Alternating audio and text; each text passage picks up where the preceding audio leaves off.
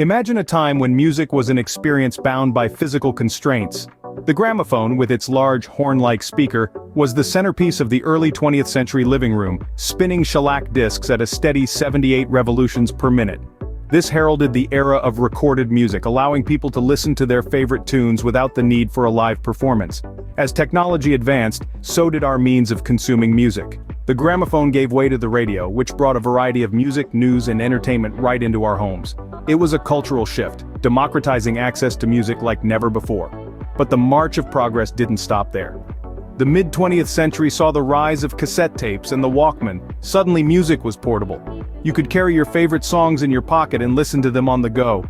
Music was no longer confined to the living room, it was a personal experience, a soundtrack to our lives. Then came the compact disc, or CD. It offered an unprecedented level of sound quality and durability.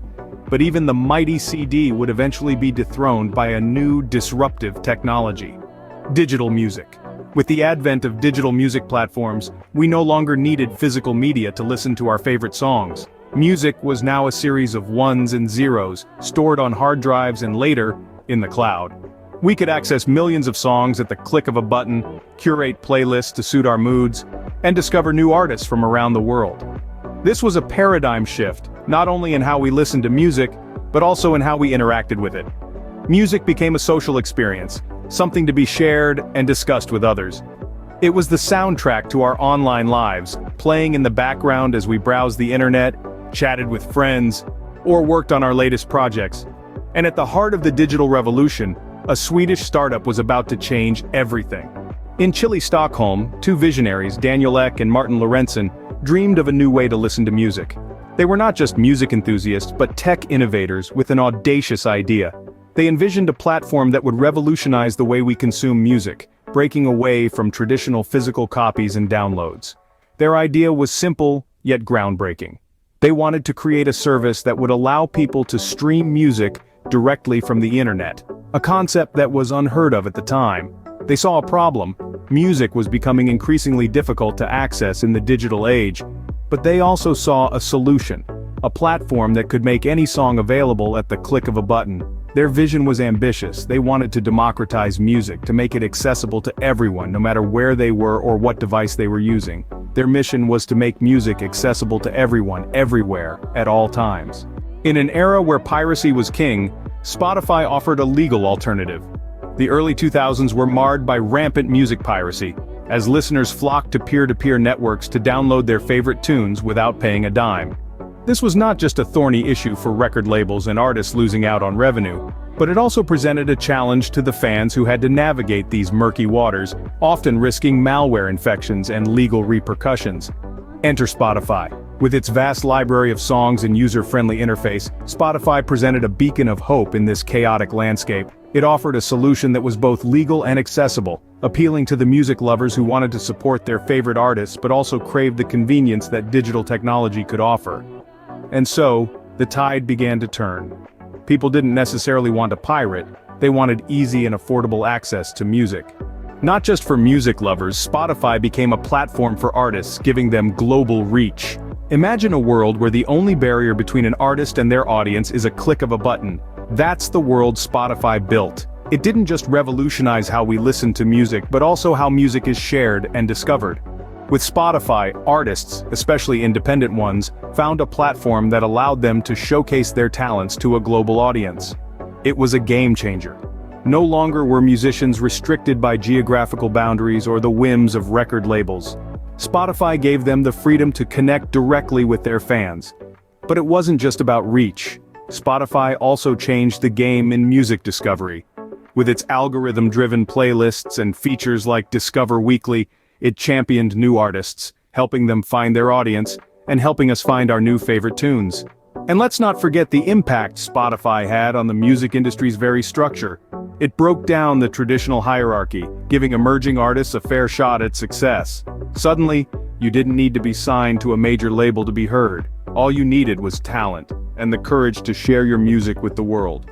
For artists, Spotify was more than just a platform, it was a lifeline. It was a chance to be heard. It was an opportunity to turn their passion into a profession. And for listeners, it was a treasure trove of music, waiting to be discovered. Yet it's not just the artists who benefited. We, the listeners, found a new way to connect with music. We found a way to discover new artists, new genres, new songs that we might never have found otherwise. We found a way to connect with the artists we love and to support their work. And so in creating a platform for artists, Spotify also created a platform for us, the music lovers.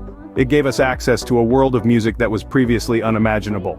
It gave us the power to explore, to discover, and to connect in ways we never could before. Now my music can reach anyone, anywhere. And that, my friends, is the true beauty of Spotify. It's not just a music streaming service, it's a revolution that has changed the way we listen to, discover, and connect with music. The music industry was in decline. Spotify didn't just stop this fall, it reversed it. With the advent of the digital age, traditional music mediums were becoming obsolete. CD sales plummeted, record stores closed, and the industry was grappling with the explosive popularity of illegal downloads. Then, in walked Spotify. With its innovative business model, it offered an olive branch to a struggling industry. By providing a legal, affordable, and user-friendly platform for music streaming, it breathed new life into the music world.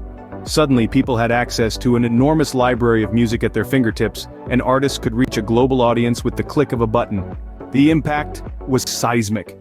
The music industry was revitalized and the landscape transformed. It was the perfect combination of technology, user interface, and business model.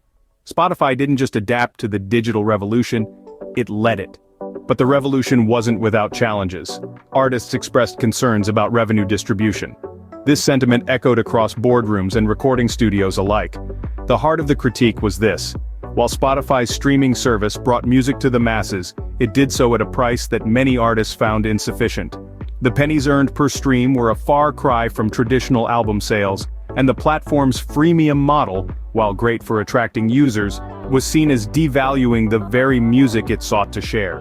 Moreover, the algorithm's preference for popular, catchy tunes over less mainstream niche genres led to accusations of promoting a one-size-fits-all culture. Critics argued it risked diluting the rich diversity of the music world. Yet, amidst these controversies, the dialogue opened up. A conversation about what fair compensation looks like in the digital age began. Love for music doesn't pay the bills, we need to find a balance. Spotify also opened the door to another burgeoning format, podcasting. What was once a niche medium has now been catapulted into mainstream culture, thanks to Spotify's innovative platform. Podcasts have become an integral part of the Spotify experience, offering a diverse range of topics from true crime to self-help and everything in between. This inclusion has not only broadened the horizons for listeners, but also offered a new avenue for creators. Podcasters have found a home on Spotify, a platform that allows their voice to reach millions of ears across the globe. This has fostered an environment of creativity and growth, where ideas can be shared freely and stories can be told without boundaries. Every day, new podcasts spring to life on Spotify, each one adding to the rich tapestry of content that the platform offers. This is the power of Spotify. It's not just a music streaming service, but a gateway to a world of audio exploration. Spotify gave me a platform and an audience. It's more than just a music service now. From the vision of two Swedes to a global revolution, Spotify was more than just a startup. It was a daring idea born in the icy heart of Stockholm, a dream of music accessible for all, everywhere, at any time. In an era where piracy reigned supreme, Spotify offered a legal alternative, shaking the foundations of the music industry. Not only did it cater to music lovers, but it also opened doors for artists, giving them a global reach previously unimaginable. Spotify didn't just halt the decline of the music industry, it reversed it. However, it wasn't without its challenges. Controversies arose, questions about revenue distribution and artists' rights. Yet Spotify moved beyond just music, embracing the rising trend of podcasting. From its humble Swedish roots, Spotify has truly become a global phenomenon, redefining how we consume music. It was the beginning of a new musical era.